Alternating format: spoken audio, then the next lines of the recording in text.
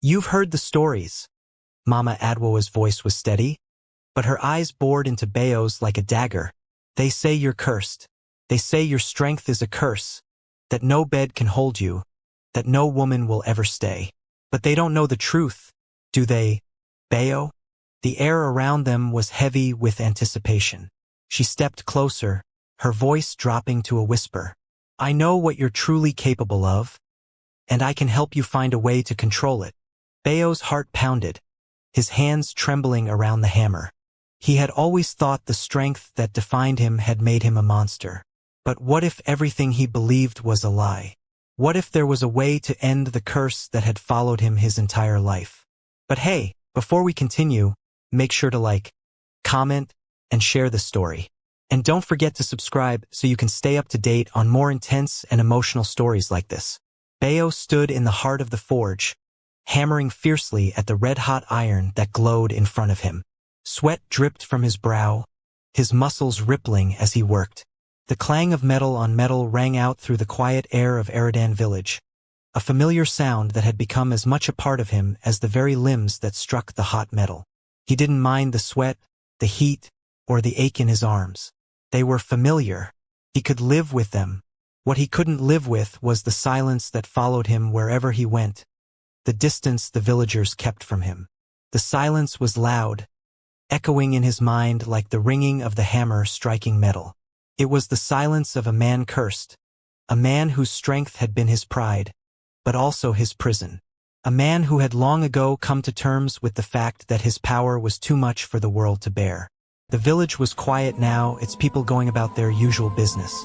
Yet, Bayo felt it, the way eyes turned away when he passed, the hushed whispers that followed him in the market, the knowing glances exchanged when the topic of his name came up. They all feared him. Not his strength in the forge, where he was a master, but the strength in his body that couldn't be tamed. They feared what it did to his beds, the broken wood piled up behind his hut like a monument to failure. Every attempt he made to sleep in peace, to find solace in another's arms, had ended in disaster. The broken beds were proof of that, wood that couldn't withstand the force of his own power, much less the weight of a woman lying beside him. His mind wandered back to that first time, his wedding night. He had been a young man, eager to start his life with Selena, the woman he had loved. The village had gathered for the celebration, and there had been music, dancing, and laughter. Everything had seemed perfect, until the moment came for them to sleep. The bed had been carefully crafted by the village carpenter, made from the strongest wood, bound together with ropes and nails that would withstand the weight of two people. But when Bayo laid with Selena, when their bodies joined, the bed cracked and splintered, throwing them both onto the hard earth. Her terrified screams echoed in the night, and Bayo had sat there, stunned, unable to do anything to fix the damage. He had tried to apologize, to explain, but Selena had been too afraid. By morning, she had packed her things and returned to her father's house, leaving him alone in the empty hut with nothing but the pieces of a broken bed to keep him company. Since then, no woman had dared come close. Not after hearing the stories. Not after seeing the wreckage of his previous attempts. Bayo sighed, lifting the iron from the fire and carefully shaping it with his hammer. He had grown accustomed to the loneliness, the isolation. His work was his only companion now. But there were moments like now, when the village was quiet and the heat of the forge no longer kept his thoughts at bay, when he longed for something more. He longed for a connection, for someone to see him as more than the broken man who couldn't even keep a bed intact. But as the sun began to set, casting long shadows over the village, something unexpected happened. As he struck the final blow on the iron, the sound of footsteps reached his ears. At first, he thought it was just another villager passing by, avoiding eye contact and pretending he didn't exist. But the footsteps grew closer, and this time, they didn't stop at the entrance to his hut. The visitor didn't shy away, didn't turn back. Instead, the figure walked straight toward him, her steps slow but purposeful. Bayo paused, wiping the sweat from his brow with the back of his hand. He didn't recognize her at first. The old woman had never come to his forge before, not that he could remember. She was bent with age, her back arched, but her eyes were sharp, too sharp for someone so old.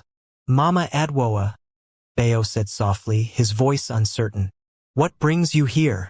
Mama Adwoa, the village elder, had seen more years than anyone else in Eridan. She had lived through the cycles of planting and harvest, had buried her husband, her children, and even some of her grandchildren. She was the village's silent observer, the one who knew everyone's business but said little. No one had ever dared to question her wisdom, and no one had ever seen her as anything but a fixture in the village. But now, she stood in front of Bayo, her sharp gaze meeting his with an intensity that made him uncomfortable. "I've come to see you, Bayo," she said in her quiet, steady voice. "I've heard the rumors. I've seen the way the village treats you, and I've seen the pain in your eyes. You're not the monster they think you are." Bayo froze, the hammer still in his hand. He opened his mouth to speak but found no words. The words she had spoken were too much for him to process. No one had ever dared to say something like that to him. Not in the open, not in front of the village. "Why don't you come with me?" Mama Adwoa asked, her voice soft but firm. "There's something I want to show you. Something that might help you understand your strength better." Bayo hesitated. He wanted to ask her what she meant, but something in her eyes told him she wasn't asking for permission. She was offering him a chance to see himself differently, to stop living in the shadow of his curse. Bayo followed Mama Adwoa, unsure of what to expect. The sun had set, leaving the village bathed in the golden light of twilight.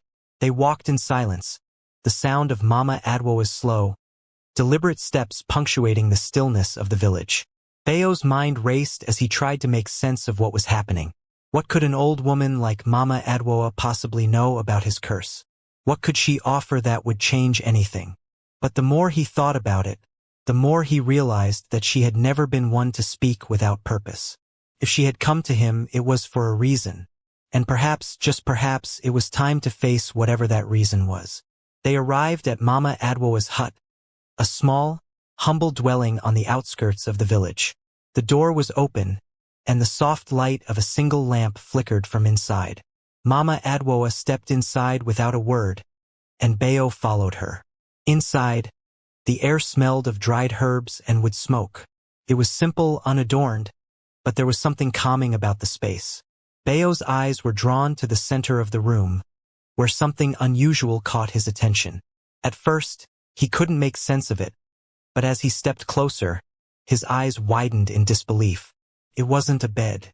It was a pit, a shallow, round pit dug into the floor of the hut, lined with smooth stones. Water filled the pit, its surface still and calm, reflecting the flickering light of the lamp. Around the edge of the pit, thick vines curled and twisted, their leaves floating on the surface of the water like tiny boats. Bayo's confusion was evident on his face. He turned to Mama Adwoa, his mouth dry. "What is this?" he asked, his voice barely a whisper. Mama Adwoa smiled softly, her eyes gleaming with a quiet wisdom. "This, Bayo, is where your strength can finally rest." Bayo's brow furrowed. "I don't understand." "You will," she said gently. "Come sit by the edge. Let the water show you what you've been missing all these years." Bayo stood there for a long moment, unsure, but something in her voice, something in the way she spoke, made him step forward. He knelt beside the pit, his fingers brushing the cool water. It was calming, soothing even. He felt a strange sense of peace wash over him as he gazed into the water. "Now, Bayo," Mama Adwoa said, "you are like the river, strong, yes, but you cannot fight against the current. The river does not break its banks. It flows gently and steadily. That is how you must live." Bayo felt a strange stirring in his chest. For the first time, he didn't feel like a monster. He didn't feel like a man doomed to destroy everything he touched. He felt accepted, not for the curse he carried, but for the man he truly was. Bayo continued to sit by the edge of the pit, his mind racing with the implications of Mama Adwoa's words. He had spent so long hiding from his own strength, trying to control it, to suppress it. But now, sitting there in the quiet of her hut, he realized that maybe he didn't need to fight it anymore. Maybe he could learn to live with it, to embrace it without fear of breaking anything or anyone. Mama Adwoa watched him with a quiet smile on her face, as if she knew exactly what he was thinking. After a long silence, she spoke again. "You see, Bayo," she said softly, "strength is not just about power. It's about knowing when to yield, when to bend. A tree is strong, yes, but a storm can break it. A rock is strong, but a great hammer can shatter it. But the water bends. It holds. It doesn't break." Bayo nodded slowly, his mind beginning to understand. The weight of years of loneliness and shame lifted from his shoulders as the lesson began to sink in. He didn't have to be afraid of his strength. He didn't have to hide from it. He simply needed to find the right place, the right person who could accept it. And for the first time in his life, Bayo felt hope. Bayo stood by the pit, staring at the water in a daze, his thoughts swirling like the ripples on the surface.